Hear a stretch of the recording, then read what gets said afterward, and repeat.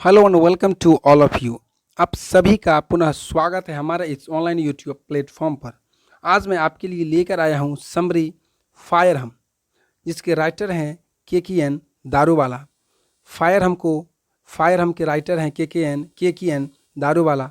आज मैं इसका समरी बताने वाला हूँ, तो वीडियो में आप आज अंत तक बने रहें।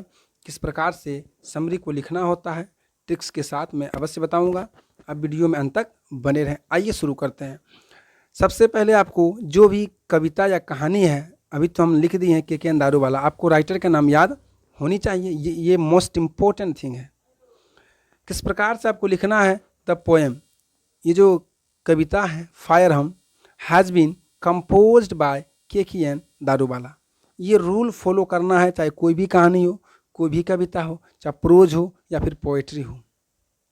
अगर मान लें कविता के फायर हम की जगह कोई प्रोज दे दे, मान लें इंडियन सिविलाइजेशन एंड कल्चर दे दे, तो क्या करेंगे? कुछ नहीं करना है, वही फॉलो करना है, वही फंडा अपनाना है। मैं आपको एक ट्रिक वाला वीडियो दे चुका हूँ पहले, उस वीडियो को देखें। मैं इसमें भी बताने का प्रयास करता हूँ। अगर फायर हम की जगह इंडियन सिविलाइजेशन एंड कल्चर हो तो कुछ नहीं करना है। यहाँ पोएम है, आपको लिखना है the essay Indian civilization and culture has been composed by Mahatma Gandhi. इतना तक आपको लिखना है। उसके बाद जैसे यहाँ लिखा है he is well known poet and short story writer, तो आपको लिखना है महात्मा गांधी के बारे में he is well known, he used to truth and non violence against the British rule. इस प्रकार से आपको महात्मा गांधी के बारे में लिखना है। अगर आप उसके बारे में जानकार हैं तो उसका जन्म, उसका मृत्यु, इस प्रकार से आपको लिखना है। ये सब बात को छोड़ते हैं, आते हैं कविता के हम ऊपर। तो फायर हम जिसके राइटर हैं के दारूवाला। तो द पोएम, ये जो कविता है फायर हम हैज़ बीन कंपोज्ड बाय के दारूवाला। ही is well known poet and short story writer. वो एक कवि और छोटे छोटे लघु जो कहानियाँ होते हैं, शॉर्ट स्टोरी राइटर, कवि और छोटे लेखक के रूप में जाने जाते थे ये के दारूवाला।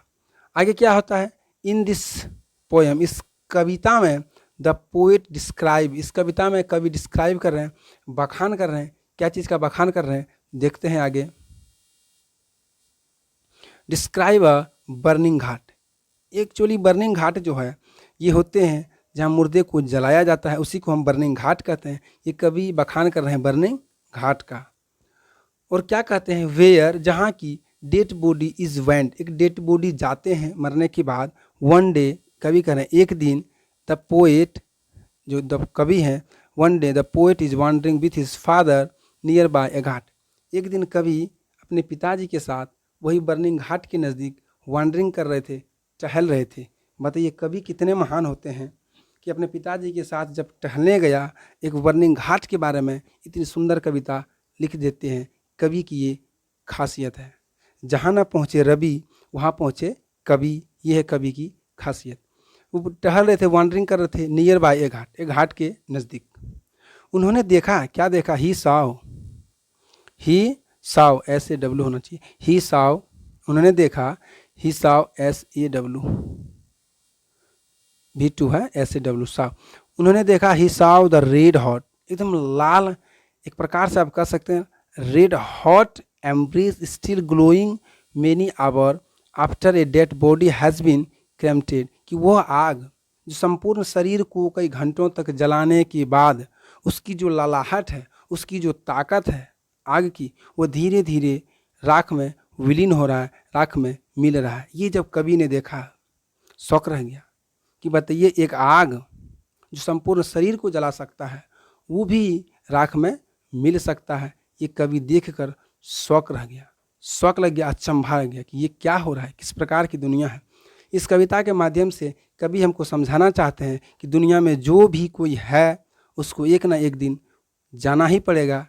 इस कविता के माध्यम से कवि हमको समझाना चाहते हैं कि बताइए आग, वैसी आग जो संपूर्ण शरीर को कई घंटों तक जलाने के बाद, क्रेमेटेड अपने लपट में लेने के बाद, वो जो लावा होते हैं वो धीरे धीरे वो भी राख में मिल रहे हैं, राख में विलीन हो रहे हैं।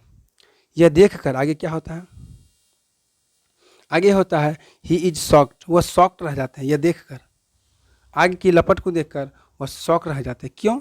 क्योंकि because the poet belong to a Persian, क्योंकि कवि जो हैं एक पारसी धर्म के थे, और पारसी धर्म में ये होते हैं मुर्दे को जलाया नहीं बल्कि दफनाया जाता है।